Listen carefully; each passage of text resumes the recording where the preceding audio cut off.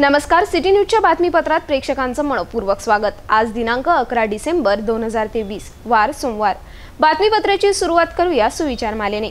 आयुष्य सहज सोपे जगायला शिका, तरच ते सुंदर होईल। आजचा सुविचार आपण बघितला। आता बघूया बातमीपत्रातील ठळक बातम्या।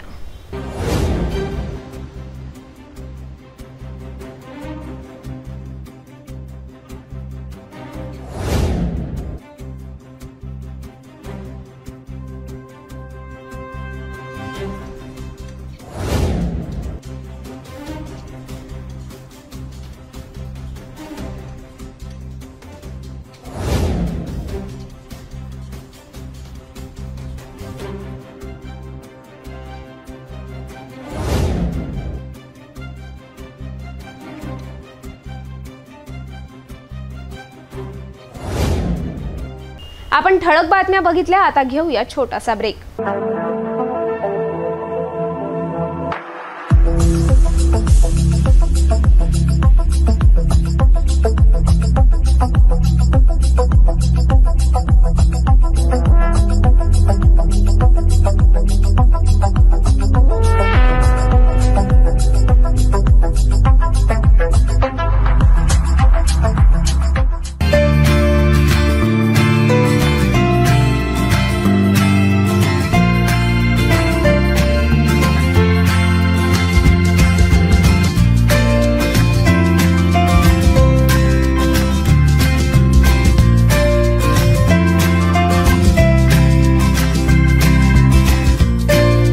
संपूर्ण लग्न बसता आराधना जवाहर रोड अमरावती।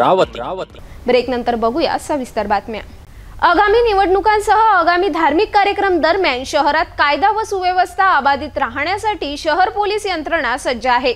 याच दरम्यान पेट्रोलिंग दरम्यान शहर गुन्हे शाखा पथक 2च्या टीमला मिळालेल्या गुप्त माहितीवरून एकाला ताब्यात घेतले असता एक नाही तर तब्बल 102 चायना चाकू, खंजीरसह 2 देशी कट्ट्याचा शस्त्रसाठा जप्त करून गुन्हे शाखेच्या पथकाने धडाकेबाज कारवाई केली। जप्त केलेला शस्त्रसाठा मुंबई येथून तस्करी करीत अमरावती शहरात आणून विक्री करीत असल्याचे बिंग फुटले। यामुळेच आगामी दिवसात कोणाची होणारी हत्या, घरफोडी, दरोडा अशा अनेक घटना थांबल्या गेल्या। या वर्षीच्या राज्यातील सर्वात पहिली आणि सर्वात मोठा शस्त्रसाठा जप्त केल्याचे बोलले जात आहे। पोलिसांनी या प्रकरणात 6 शस्त्रसाठा तस्करांना ताब्यात घेतले आहे। या कारवाईबाबत पोलीस आयुक्त नवीनचंद्र रेड्डी यांनी पत्रकार परिषदेत माहिती स्पष्ट केली। राज्यातील सर्वात मोठी अवैध शस्त्रांची पोलीस कारवाई शहर गुन्हे शाखा युनिट क्रमांक 2च्या पथकाने केली आहे। या पथकाने गुप्त माहितीवरून एकाला ताब्यात घेतले असता सर्व 5 आरोपींचे बिंग फुटून तब्बल 102 चायना चाकू, खंजीर व देशी कट्टे जप्त करण्यात आले आहे। आगामी काळात अमरावती शहरामध्ये ख्रिसमस तसेच शिवमहापुरांसारखे धार्मिक कार्यक्रम असून त्याचप्रमाणे नूतन वर्षानिमित्त शहरामध्ये सर्व दरम्यान कडून उत्सव साजरा केला जाणार आहे। त्या दरम्यान अमरावती शहरात कायदा व सुव्यवस्था राहावी तसेच गुन्हेगारांवर प्रतिबंध व्हावा याकरिता शहर पोलीस आयुक्त नवीनचंद्र रेड्डी यांनी शहर गुन्हे शाखा क्राईम ब्रांच पथकाला विशेष मोहीम राबवण्यात आदेश दिले होते। त्या अनुषंगाने पोलीस आयुक्त नवीनचंद्र रेड्डी यांच्या मार्गदर्शनात गुप्त माहिती काढून अमरावती शहरात विक्री करणाऱ्यांवर पथकाने वेगवेगळ्या दिशेने लक्ष घेऊन होते। अशातच रविवार दिनांक 10 डिसेंबर रोजी गुन्हे शाखा युनिट क्रमांक 2च्या पथकाला पेट्रोलिंग दरम्यान मिळालेल्या गुप्त माहितीवरून गुलिस्ता नगर राहणारा 19 वर्षीय आरोपी अब्दुल सोहेल अब्दुल शफी याला आधी ताब्यात घेऊन त्याच्या ताब्यातून एक घातक खंजर व 2 घातक चायना चाकू शस्त्र जप्त केले। पोलिसांनी त्याला खाकी हिसका दाखविताच त्याने इतर शस्त्रसाठा विक्री करणाऱ्या आरोपीचे नाव उघडकीस आणले। अशात पोलीस निरीक्षक राहुल आठवले यांच्या नेतृत्वात पोलिसांचे वेगवेगळे पथक वेगवेगळ्या दिशेने रवाना होऊन अलीमनगर राहणारा 19 वर्षीय आरोपी अक्रम खान उर्फ गुड्डू बादुल्ला खान, राहुल नगर राहणारा 21 वर्षीय आरोपी फरदीन खान, युसुफ खान, गुलिस्ता नगर राहणारा 21 वर्षीय आरोपी मुजमिल खान, जफर खान, यास्मीन नगर राहणारा 19 वर्षीय आरोपी शेख सुफियान मोहम्मद अशफाक, लालखंडी राहणारा 20 वर्षीय जाहेद शाह, हमीद शाह असे सर्व 6 शस्त्रसाठा तस्करी करणाऱ्या आरोपीला पोलिसांनी ताब्यात घेतले। घातक शस्त्रसाठा तस्करी आणि विक्री करणारे 6 आरोपींना चौकशी दरम्यान विचारणा केली असता सर्व आरोपी हे मुंबई या ठिकाणावरून शस्त्रांची मागणी करतात व अमरावती शहरातील गुन्हेगारांना अवैध शस्त्रांचा पुरवठा करत असल्याची माहिती समोर आली आहे। पथकाने आरोपीकडून तब्बल 102 चायना चाकू खंजीर व 2 देशी कट्टे असा एकूण 1,85,500 रुपये किमतीचे शस्त्र जप्त केले आहे। सर्व आरोपी विरुद्ध नागपुरी गेट पोलीस स्टेशन येथे कलम 3, 25, 7, 25 आर्म ॲक्ट सह कलम 135 मकोपा प्रमाणे गुन्हा दाखल करण्यात आला। ही जम्बो कारवाई केल्याने आतापर्यंत या वर्षाची सर्वात मोठा शस्त्रसाठा जप्त केल्याची राज्यातील पहिलीच आणि सर्वात मोठी कारवाई असल्याचे समजते। अमरावती शहरातील नागपुरी गेट तसेच कोल्हापुरी गेट आणि काही भागातील जे काही व्यक्तींकडून पोलीस स्टेशन नागपुरी गेटच्या हद्दीमध्ये गुन्हे शाखेच्या आमच्या पथकांनी हत्यारे जप्त केलेले आहेत। याच्यामध्ये 106 खंजीर तसेच 2 पिस्टल्स जे देशी कट्टे आहेत आणि आणखी काही खंजर वगैरे असे टाईपचे घातक हत्यार जप्त केलेले आहेत। यामध्ये अशी माहिती मिळाली की काही व्यक्ती मागच्या काही कालावधीपासून अमरावती शहरात व इतर भागामध्ये जे आहे हे घातक हत्यार आणि जे चायना चाकू ज्याला म्हणतात असे प्रकारचे घातक हत्यार विकत आहेत आणि त्या हत्यारामुळे शहरामध्ये काही मारकाटचे घटना असतील, काही शरीराविरुद्धचे घटना आहेत, अशा घटना जे घडलेल्या आहेत आणि त्या व्यक्तींकडून काही जप्त करण्यात आलेले आहेत। आणखी काही लोकांना यांनी जे विकलेले आहेत अशा लोकांचे नाव आयडेंटिफाय झालेले आहेत आणि त्या लोकांनासुद्धा आता त्यांचे सर्च घेऊन त्यांच्यावर कारवाई करण्याची आमची कारवाई सुरू आहे। आतापर्यंत 6 आरोपी अटक करण्यात आलेले आहेत आणि यांच्याकडून आणि जे विक्री करणारे 2 व्यक्ती आहेत त्या 2 व्यक्ती जे मुख्य आरोपी आहेत त्यांच्याकडून हे सगळं मुद्देमाल जप्त करण्यात आलेलं आहे। सर्व आरोपी जे आहेत हे जो सिनियर आहेत 19-20 ॲव्हरेज असं त्यांचं वय आहे, त्यामुळं ते बालिगच आहेत आणि काही जे छोट्या व्यक्तींना विकलेत अशी जी माहिती आहे त्यावरून आता त्यांचा शोध घेणं सुरू आहे कोणाला विकलेले आहे। पण एकंदरीत अशी आहे की याच्यामध्ये मोठ्या प्रमाणात शस्त्र आणून ते गुन्हेगारांना विकणे किंवा शस्त्रांपासून गुन्हे करणे, मारामारी करणे अशा प्रकारची जी घटना आहेत याला प्रतिबंध करण्यामध्ये मोठ्या प्रमाणात यश मिळालेलं आहे। आणखी ज्यांनी कोणी असे वेपन घेतलेले आहेत अशा सर्व व्यक्तींना आम्ही शोधून कारवाई करीत आहोत। ही कारवाई शहर पोलीस आयुक्त नवीनचंद्र रेड्डी, पोलीस उपायुक्त सागर पाटील यांच्या आदेशाने गुन्हे शाखा सहाय्यक पोलीस आयुक्त शिवाजी बचाटे यांच्या मार्गदर्शनात गुन्हे शाखा पथक 2चे पोलीस निरीक्षक राहुल आठवले यांच्या नेतृत्वात सहाय्यक पोलीस निरीक्षक महेश इंगोले, अनिकेत कासार, पोलीस उपनिरीक्षक राजकिरण येवले, पोलीस कर्मचारी राजेंद्र काळे, संजय वानखडे, जावेद अहमद, दीपक सुंदरकर, गजानन ढेवले, एजाज शहा, संग्राम भोजने, निलेश वंजारी, रायलीवाले योगेश पवार, चेतन कराडे यांनी केली। एका मुलीचा फोटो मोबाईलमध्ये काढल्याने तिने रागाच्या भरात त्याचा मोबाईल फोडल्याने 2 गटात तुफान हाणामारी घडली। एका गटाने महिलेला चाकू मारून जखमी करण्यात आले तर दुसऱ्या गटाने लोखंडी रॉड काठ्यांनी तुफान हाणामारी करण्यात आली। एवढेच नाही तर गाड्याची तोडफोड सुद्धा करण्यात आल्याचा आरोप पोलीस तक्रारीत करण्यात आला। ही तुफान हाणामारीची घटना अकोले रेल्वे क्रॉसिंग जवळ घडली। हेच प्रकरण बडनेरा पोलीस स्टेशन पोहोचताच दोन्ही गटाविरुद्ध पोलिसांनी परस्पर विरोधात अनेक गुन्हे दाखल करण्यात आले आहे। बडनेरा पोलीस स्टेशन हद्दीत एका युवकाने 8 ते 10 दिवसापूर्वी फिर्यादी महिलेच्या मुलीचा मोबाईलमध्ये फोटो काढला। ही माहिती तिला मिळताच मुलीने त्या युवकास मोबाईलमधून फोटो डिलीट करण्यास सांगितले।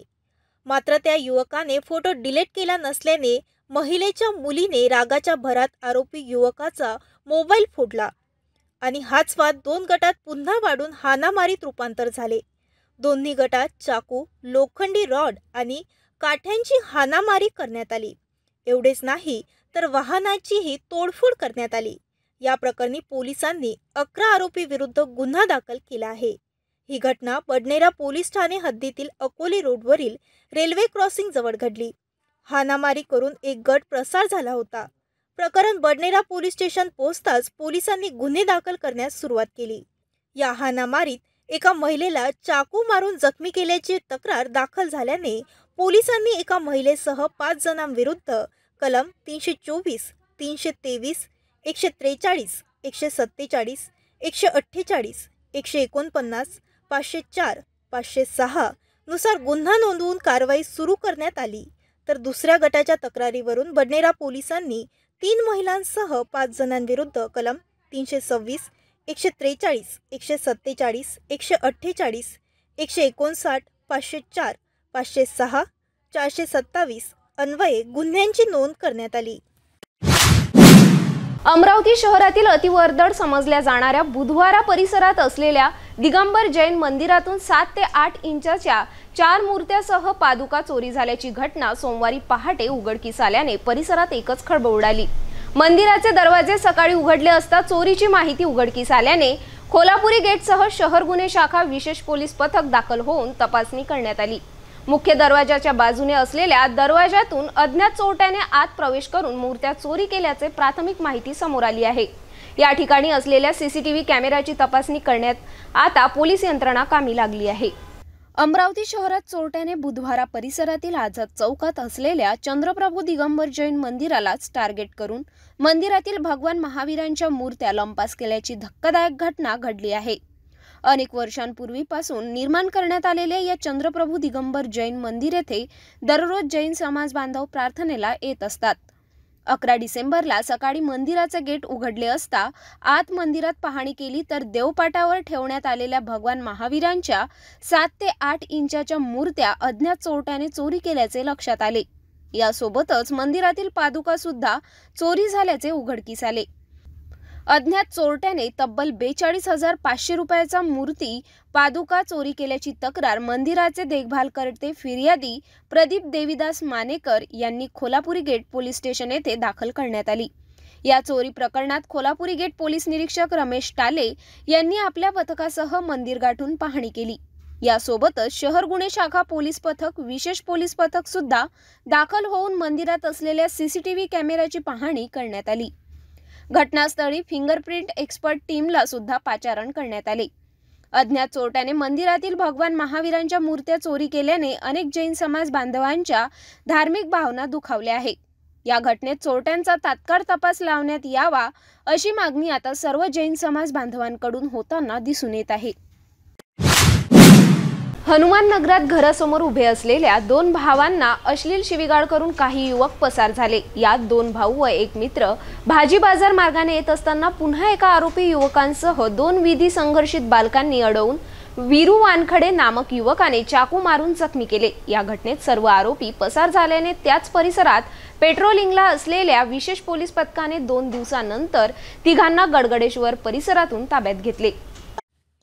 हनुमान नगरात राहणारे फिर्यादी शुभम अशोक ढोले व त्याचा भाऊ सुनील ढोले हे दोघे घरासमोर उभे असता काही युवक दुचाकीने येऊन दोघांना अश्लील शिवीगाळ करून गेले। अशातच दोघे भाऊ व त्याचा मित्र भाजी बाजारकडे जाण्यास पायी निघून गेले। या दरम्यान पुन्हा त्यांना अडवून अश्लील शिवीगाळ करण्यात आली। अशातच खरकाडीपुरा येथे राहणारा 18 वर्षीय युवक वीरेंद्र उर्फ वीरू पवन वानखडे याने त्यांच्या जवळील चायना चाकू काढून सुनील ढोले याला मारून गंभीर जखमी करून पसार झाले। या घटनेत तात्काळ कोल्हापुरी गेट पोलिसांना माहिती देऊन जखमींना उपचाराकरिता रुग्णालयात हलवले।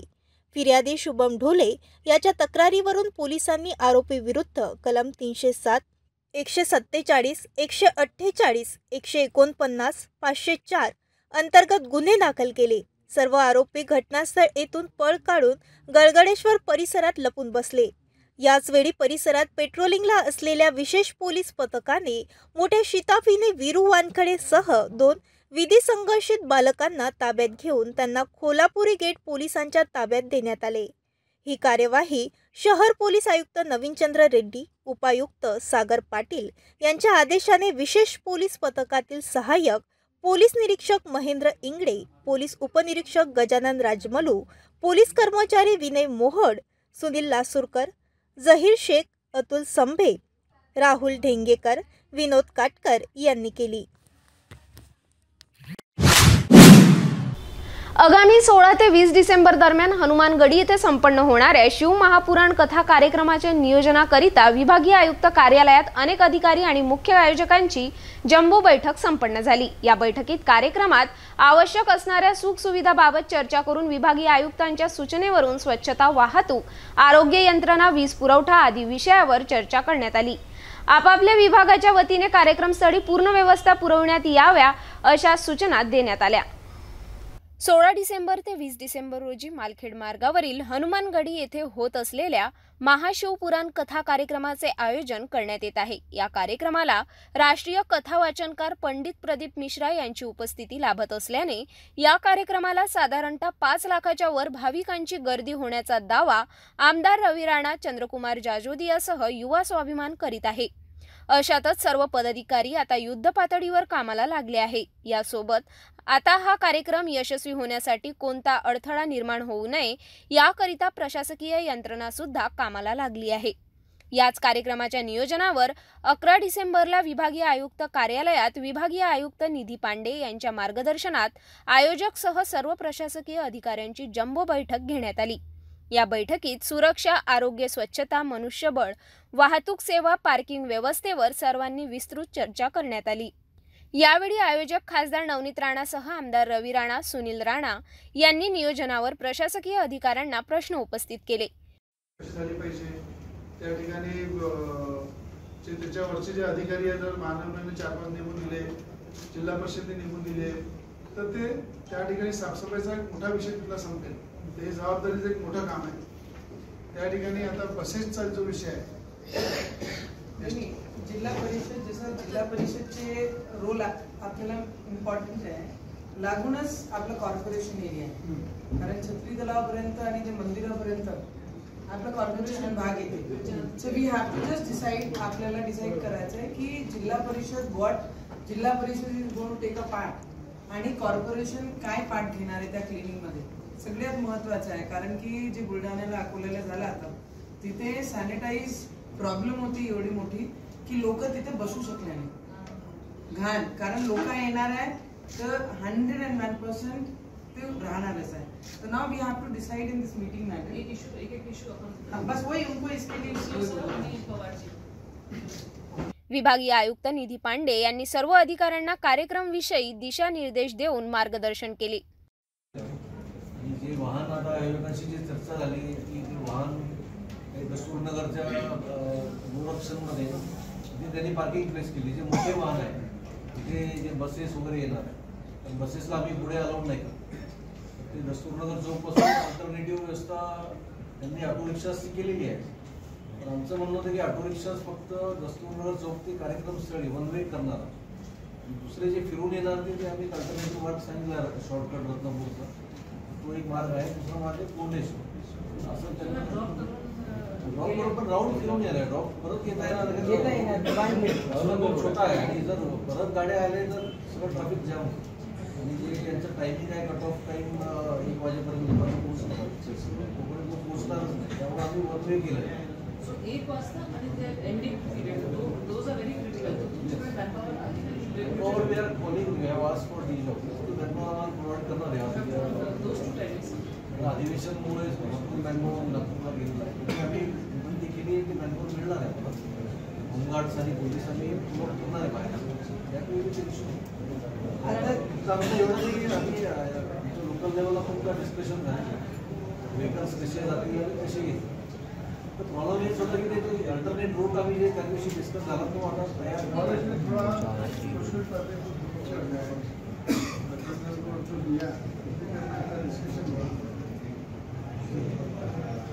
जो होता है वहाँ पे सपोर्ट करना चाहिए था, और 2-3 आड़ा लाया है, ट्रैफिक का प्रॉब्लम हो सकता है।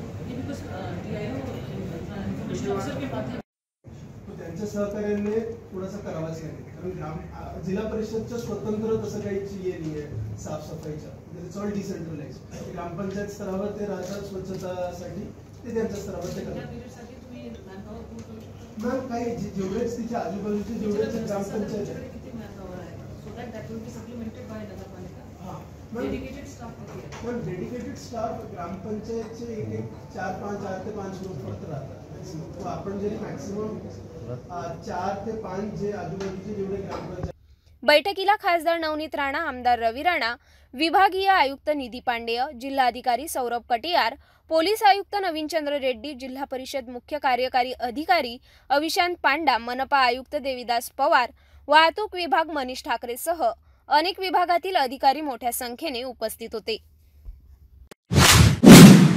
भेटूया एका छोट्याशा विश्रांतीनंतर. किचन गृहिणी से जुड़ा एक अटूट हिस्सा, जहां उसे मिले हर एक चीज अपनी सही जगह पर. इसलिए Amba stainless steel kitchen trolley आपको लगने वाली साइज अनुसार, आपके किचन के अनुसार, बिल्कुल आपकी इच्छा अनुसार उच्चतम क्वालिटी के किचन ट्रॉलीज मैन्युफैक्चरिंग से सीधे आप तक, यानी 100% वाजिब दाम, ना देखभाल की जरूरत, ना जंग लगने की परेशानी, आसानी से वॉश करने हेतु उत्कृष्ट कैरियर सिस्टम, साथ ही स्टेनलेस स्टील जीना रेलिंग, डेकोरेटिव ग्रिल एवं गेट भी हम बना कर देते हैं. Amba stainless steel kitchen trolley, Dastur Nagar चौक के पास, MIDC रोड, अमरावती, महाराष्ट्र. विश्रांतीनंतर पुन्हा आपले स्वागत. अमरावती जिल्ह्यात शासकीय तांदूळाचा काळा बाजार इतर व्यावसायिक करीत असल्याचा बेधडक वृत्तांत आमच्या सिटी न्यूजने याआधी अनेकदा प्रसारित केला होता. पुरवठा विभागाची कठोर कारवाई होत नसल्याने काळा बाजार करणाऱ्यांना कोणतीच भीती नसल्याने काळा बाजार फोफावत आहे. याच वृत्ताची अखेर दखल घेत आमदार यशोमती ठाकूर यांनी 11 डिसेंबरला हिवाळी अधिवेशनात मुद्दा रेटून धरला. राज्यात अनेक ठिकाणी शासकीय तांदूळ मालाचा काळा बाजार होत आहे, यात गुन्हे दाखल होत आहे. मात्र राज्य सरकारची भूमिका काय, असा थेट प्रश्न पुरवठा मंत्री छगन भुजबळांना करण्यात आला. सरकारी स्वस्त दुकानात मिळणारा शासकीय तांदूळाचा अवैध काळा बाजार तांदूळ व्यापारी करीत असल्याचा बेधडक वृत्तांत याआधी अनेकदा आमच्या सिटी न्यूजने प्रसारित केले होते. गाडगेनगर पोलिसांनी काही महिन्याआधी बाहेरगावी जाणारा अवैध शासकीय तांदूळाचा ट्रक जप्त केला होता. यात अमरावती शहरातील एका तांदूळ व्यापाऱ्याचे नाव आणि धामणगाव रेल्वे येथील माल खरेदी करणाऱ्याचे नाव उघडकीस आले होते. पोलीस कारवाई करतात, मात्र पंचनामा पुरवठा विभागाकडे येत असल्याने त्यांच्या लेटलतीफ कारवाईने असे अनेक अवैध शासकीय तांदूळ काळा बाजार व्यावसायिक मोकळे फिरत आहे. आता आमच्या याच वृत्तांची दखल आमदार यशोमती ठाकूर यांनी घेतल्याचे दिसून येत आहे.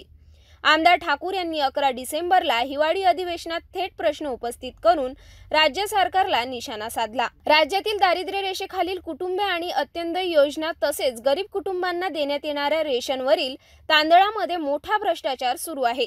4 किलो तांदूळ दिल्यामुळे तेच तांदूळ परत दुकानदार विकत घेतात आणि यातून मोठा भ्रष्टाचार होत असल्याचा आरोप काँग्रेसच्या ज्येष्ठ आमदार ॲडव्होकेट यशोमती ठाकूर यांनी 11 डिसेंबरला विधानसभेत औचित्याच्या मुद्द्याद्वारे केला. सरकारने रेशनावरील तांदळाच्या काळा बाजार ताबडतोब थांबवावा अशी जोरदार मागणी ठाकूर यांनी विधानसभेत केली. त्याच्यामध्ये असं आहे की 1 किलो गहू आणि 4 किलो तांदूळ देण्यात येतो, तर खरंच तेवढं देण्याची गरज आहे का? की हे फक्त बघा तुम्ही, म्हणजे फ्रॉम पिन टू पियानो जर आपण बघितलं तर जे लोक तांदळाचा व्यापार करतात तेच लोक पुन्हा परत तोच तांदूळ विकत घेतात आणि ही फॅक्ट आहे. याचे गुन्हे अनेक जिल्ह्यामध्ये दाखल झालेले आहे. अध्यक्ष महोदय, याचे गुन्हे दाखल झालेले आहे, ही फॅक्ट आहे. तर हा काळा बाजार रोखण्यासाठी आणि खऱ्या अर्थानं तेवढ्या तांदूळाची गरज नसेल तर मग तेवढा गहू आपण देणार का? आणि काळा बाजार रोखण्यासाठी शासन काय करणार आहे, काय पावलं उचलतंय? राज्यातील गोरगरीब जनतेला अन्न आणि नागरी पुरवठा विभागामार्फत रेशनवर 1 किलो गहू आणि 4 किलो तांदूळ पुरवले जातात. मात्र कित्येक ठिकाणी तांदळाची इतक्या प्रमाणात मागणी नाही. गोरगरीब जनतेला तांदळाऐवजी 1 किलो गहू अधिक वाढवून मिळावा अशी त्यांची मागणी आहे. मात्र सरकारकडून 1 किलो गहू आणि 4 किलो तांदूळ दिले जातात. वास्तविक गोरगरीब जनतेच्या हितासाठी हा निर्णय घेतला गेलेला नाही, तर हा काळा बाजार करणाऱ्या काही ठेकेदारांसाठी घेतलेला निर्णय आहे, असा आरोप करत ॲडव्होकेट ठाकूर यांनी आज औचित्याच्या मुद्द्याद्वारे सरकारला धारेवर धरले. गोरगरीब जनतेला 4 किलो तांदळाची खरंच गरज आहे का, याचा विचार सरकार करत नाही. 4 किलो तांदळाऐवजी गव्हाच्या प्रमाणामध्ये वाढ करायला पाहिजे, मात्र ती केली जात नाही. कारण रेशनवर वितरित केला जाणारा तांदूळ पुन्हा काही ठेकेदारांमार्फत खरेदी केला जातो आणि मोठ्या प्रमाणात काळा बाजार या तांदळाचा केला जातो, हे जग जाहीर आहे. सरकारला या काळ्या बाजारात प्रोत्साहन द्यायचे आहे का की गोरगरीब जनतेला त्यांच्या हक्काचे धान्य द्यायचे आहे, असा सवाल करीत सरकारने हा काळा बाजार ताबडतोब थांबवावा आणि गोरगरीब जनतेच्या हितासाठी योग्य प्रमाणात त्यांना गहू आणि तांदूळ द्यावे, अशी जोरदार मागणी त्यांनी विधानसभेत केली. गुन्हे दाखल होते, मात्र राज्य सरकारची ठोस भूमिका काय, असा थेट प्रश्न पुरवठा मंत्री छगन भुजबळ यांना विचारण्यात आला. 50 लाखाच्या वर, 60 हजारांच्या वर त्या ठिकाणी माल जमा झालेला आहे. अध्यक्ष महोदय, हे अमरावती जिल्ह्यातच नव्हे, हे जळगावला पण होतं, हे त्याच्याही पलीकडे होतं आणि त्याचे देखील गुन्हे देखील दाखल झालेले आहेत. अध्यक्ष महोदय, सरकार असं म्हणू शकत नाही की आपण स्पेसिफिक सांगावे. सरकारने आम्हाला सांगावे की किती गुन्हे दाखल झालेले आहेत आणि ते गुन्हे जिथे दाखल झालेले आहेत त्या ठिकाणी सरकारने काय काय तुमची मागणी कारवाईची होती, त्यावर मंत्री महोदयांनी आपल्या विचारलं कोणत्या संदर्भातली कारवाई. अध्यक्ष महोदय, गांभीर्याने आपण या शब्दाकडे घेताय तर तिथे मंत्री महोदयाला पण तेवढंच गांभीर्याने घ्यायला लावा. असं नाही चालणार साहेब. आपण भरपूर वर्षापासून हा विभाग हँडल करतायत, तिथे खूप मोठे अफरातफर आहे. त्या अफरातफरची मंत्री महोदय प्रश्न होते. अमरावती शहरात नवीन घरटॅक्स योजनेत मनपा प्रशासनाने मोठी वाढ केल्याने अनेक ठिकाणी अनेक पक्ष संघटना या धोरणाचा निषेध करीत आहे. आता याच धोरणाच्या विरोधात मनपा वतीने आकारण्यात येत असलेल्या घरटॅक्स विरोधात नवजागरण मनीषी क्रांतिकारी स्मरण समिती रस्त्यावर उतरली आहे. सोमवारी राजकमल चौकात समिती वतीने वाढीव घरटॅक्स विरोधात स्वाक्षरी अभियान राबवण्यात आले. या अभियानात अनेकांनी सहभाग घेऊन स्वाक्षरी करून घरटॅक्सचा निषेध नोंदविला आहे. अमरावती शहरातील राजकमल चौकात नवजागरण मनीषी क्रांतिकारी स्मरण समितीने अमरावती महानगरपालिकेने दिलेल्या वाढीव घरटॅक्स नोटिसीच्या विरोधात सुरू केलेले हस्ताक्षर अभियान अमरावती महानगरपालिकेने मनमानी कारभार सुरू केला आहे. अमरावती शहरात कुठल्याही सुखसुविधा नसताना राजेशाही पद्धतीने वाढ केली आहे. अमरावती शहरातील नागरिकांनी 2 वर्षाच्या लॉकडाऊनचा सामना केला आहे, ज्यामध्ये बहुतांश लोकांचे व्यवसाय उद्ध्वस्त झालेले आहेत. नोकरी घेतल्या आहेत, पगारातही कपात झाली आहे. तसेच बेरोजगारी आणि आकाशाला भिडलेल्या महागाईचे दर यामुळे जनतेचे कंबरडे मोडले आहेत. ज्यावेळी नोकऱ्या नाहीत, अतिरिक्त उत्पन्न नाही, अशा वेळी आधीच बँक कंपन्याचे कर्जाचे हप्ते भरणे कठीण होत आहे. लोक अनन्य प्रकारे ग्रस्त आहेत आणि विविध प्रकारच्या कर्जात बुडालेले आहेत. त्यांच्यासाठी जगणे देखील सोपे नाही. अशा वेळी आपल्या अमरावती महानगरपालिकेने दिलेला मालमत्ता परक अंधाधुंद वाढीव नोटीस म्हणजे अधिक व्यस्त झालेल्या जनतेच्या पाठीवर आणखी ओझे टाकण्यासारखे आहे. या करवाढीचा सर्वसामान्य जनतेवर मोठा परिणाम होणार आहे. नमस्कार, मी नवजागरण मनीषी क्रांतिकारी स्मरण समितीकडून गणेश मुंद्रे. हे अभियान जे आहे ते मनपाने जे घरटॅक्स वाढीच्या नोटिसा दिल्या आहेत त्याच्या विरोधात हे अभियान आम्ही सुरू केलेलं आहे. हे हस्ताक्षर अभियान आहे. या हस्ताक्षर अभियानात मोठ्यात मोठ्या संख्येने सगळे अमरावतीकर सामील होऊन या हस्ताक्षर अभियानाला सफल करा, ही आमची मागणी आहे. तसेच महानगरपालिकेने हे जे अंधाधुंद घरटॅक्स दिलेले आहे आपणा सगळ्यांना माहिती आहे, हे अत्यंत अमानवीय आणि अप्राकृतिक दिसत आहे.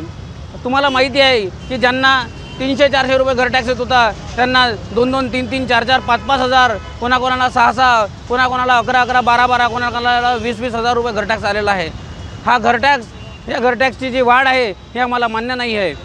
तरी आम्ही सगळ्या अमरावतीकरांना हे आवाहन करतो की या घरटॅक्स मोहिमेला तुम्ही जास्तीत जास्त संख्येने उपस्थित राहून याला यशस्वी करावी. ही मोहीम आम्ही घरादारापर्यंत घेऊन जाऊ. घरादारापर्यंत घेऊन जाऊन हे हस्ताक्षर अभियान सफल करू.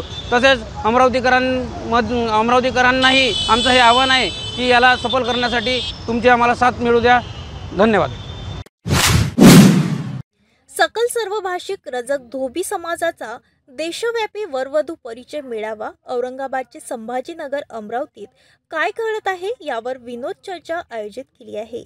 लोकसभेच्या 4 स्तंभामध्ये प्रसारमाध्यमांचा खूप मोठा वाटा आहे आणि तो समाजसेवेच्या भावनेने नितेश किल्लेकर, प्रवीण धुरतकर, गजल, शिंदे शिरसाट, बैजू बुंदेले यांच्या अध्यक्षतेखाली संपन्न झालेल्या या मेळाव्यात नामांकित विचारवंत व समाजसेवक हजरते यांनी आपले मनोगत व्यक्त केले.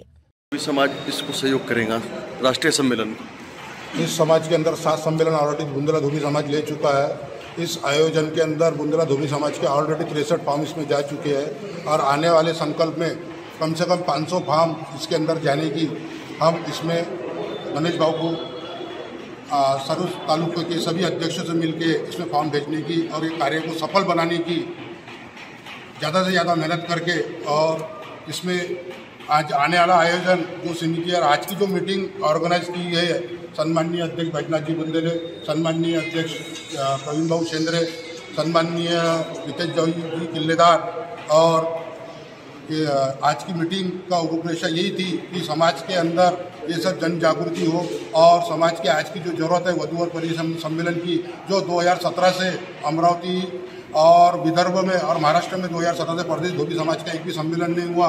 उस कारण इस सम्मेलन को भरघोस प्रतिशत से और ज़्यादा से ज़्यादा अपने बच्चा बच्चियों के फॉर्म भर के इस आयोजन को सफल बनाए, और आने वाला संकल्प जो आज हमने तय किया गया है, सबकी एक आयोजन बैठक लगाएंगे और वधूवर परिचय के बाद में सामूहिक विवाह का संकल्प भी हम करेंगे। जो काही सकल मराठी धोबी समाजाचा जो सकल मेळावा आयोजित केला आहे, त्या मेळाव्यासाठी आजची बैठक आयोजित केली होती। या बैठकीमध्ये गणेश मडीकर साहेबांनी जे मार्गदर्शन केलं, त्यांच्या मार्गदर्शनानुसार अमरावती जिल्ह्यातून सर्व धोबी समाजाची, बुंदीला असो, तेलुगू असो, मराठी असो, या जास्तीत जास्त संख्येनं जो वधूवर आहे त्यांची नोंदणी करून त्यांचा लाभ त्यांनी घ्यावा, अशी आम्ही आज महाराष्ट्र राज्य धोबी महासंघ सर्वभाषीतर्फे सर्व समाज बांधवांना विनंती करू। प्रतिक्रिया तो आज जे बैठक हुई, क्या कहेंगे? श्रीमान गणेश जी मार्डीकर साहब जो औरंगाबाद, जिसका नाम अभी संभाजी नगर हो चुका है, वो हाईटेक तरीके से, आज तक ऐसा नहीं हुआ है।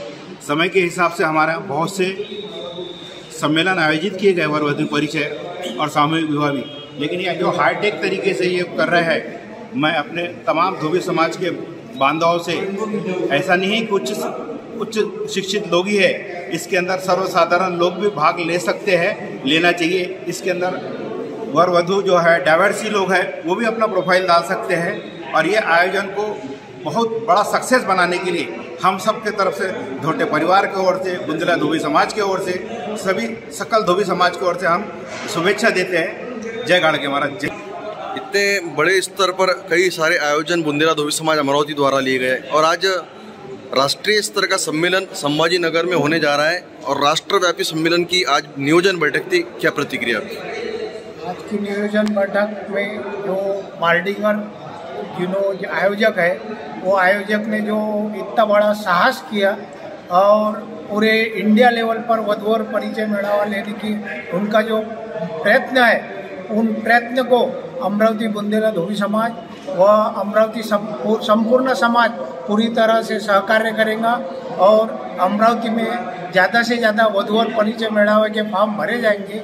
और मैं फिर एक बार औरंगाबाद के संभाजी नगर के आयोजक मार्डीकर साहेब का अभिनंदन करता हूँ और अपने 2 शब्द समाप्त। या देशव्यापी मेळाव्याचे प्रमुख पाहुणे म्हणून अकोल्यातील बुंदेले परिवाराचे अध्यक्ष गणेश मडीकर व त्यांचे मित्र होते।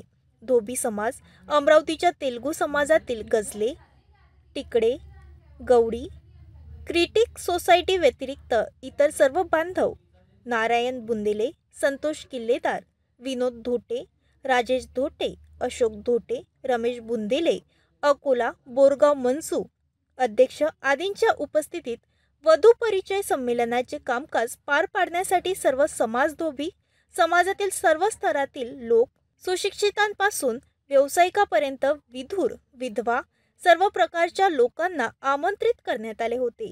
समाजातील पालकांसाठी आणि त्यांच्या मुलांसाठी कोड स्कॅन करून आणि फॉर्म भरून जीवनसाथी निवडण्यासाठी एक चांगले व्यासपीठ होते। समाजातील प्रत्येक सदस्याने या कार्यक्रमात आपल्या लोकांचे प्रबोधन करण्यासाठी प्रयत्न करावेत, जेणेकरून व्यासपीठाचा फायदा स्वतःला, आपल्या मुलांना आणि नातेवाईकांना होईल। बैठक सुरू होईपर्यंत देशव्यापी परिचयासाठी 430 फॉर्म ऑनलाइन भरले गेले होते। परिवार समाज के लिए एक सूचना है। औरंगाबाद में 7 जनवरी 2024 को वर वधू परिचय मेळावा है। तो इस मेळावे में सभी धोबी समाज के लोगों के बच्चों को सूचित किया जाता कि ज़्यादा से ज़्यादा संख्या में वहाँ पर हाजिर रहकर वो मेळावे का मेड़ावा जो है उसका लाभ उठाए और वहाँ वर वधू परिचय मेड़ावे में अगर लड़का लड़की को पसंद आता है तो वहीं शादी कराने का प्रोग्राम बनाया हुआ है। तो राज्यस्तरीय जे राष्ट्रीय स्तरीय जो वधूवर मेळावा जे होता है, आज काय इथे नियोजन सभा घेतली, काय त्याच्यामध्ये निर्णय झाले, कसं आपलं आयोजन आहे? यो 7 जानेवारी 2024 रोजी छत्रपती संभाजीनगर येथे देशव्यापी वधूवर परिचय मेळावा आयोजित केलेला आहे। मी आज अमरावती जिल्ह्यातील सर्व समाज बांधव, सकल परीट धोबी समाज बांधव यांना एकच आवाहन करतोय, हा देशव्यापी वधूवर परिचय मेळावा आहे। सर्व समाज बांधवांनी या मेळाव्याचा व वधूवरांनी व पालकांनी या मेळाव्याचा लाभ घ्यावा ही नम्र विनंती करतो। या मेळाव्यामध्ये 1000 ते 1500 देशातील वधूवर उपस्थित राहणार आहे आणि त्या मेळाव्याचं रूपरेषा मी सर्व जिल्ह्यातील समाज बांधवांना कळविलेली आहे। आपण सर्व समाज बांधवांनी या मेळाव्यासाठी आवर्जून उपस्थित राहावे, पालकांनी उपस्थित राहावे व आपल्या छत्रपती संभाजीनगर येथे 1000 ते 1500 वधूवर आपल्या स्टेजवर परिचय देणार आहे। आपली आजपर्यंत 554 नोंदणी झालेली आहे। अजून आपल्याकडे नोंदणी चालू आहे, 25 डिसेंबरपर्यंत नोंदणी चालू आहे। सर्व समाज बांधवांनी लिंकद्वारे व QR कोडद्वारे आपली ऑनलाईन नाव नोंदवावी ही नम्र विनंती व आपण सर्व सकल परीट धोबी समाज बांधवांना आवाहन करतो का आपण जास्तीत जास्त समाज बांधवांनी या मेळाव्यात उपस्थित राहावे ही नम्र विनंती। जाता जाता पुन्हा एकदा आजच्या ठळक बातम्या।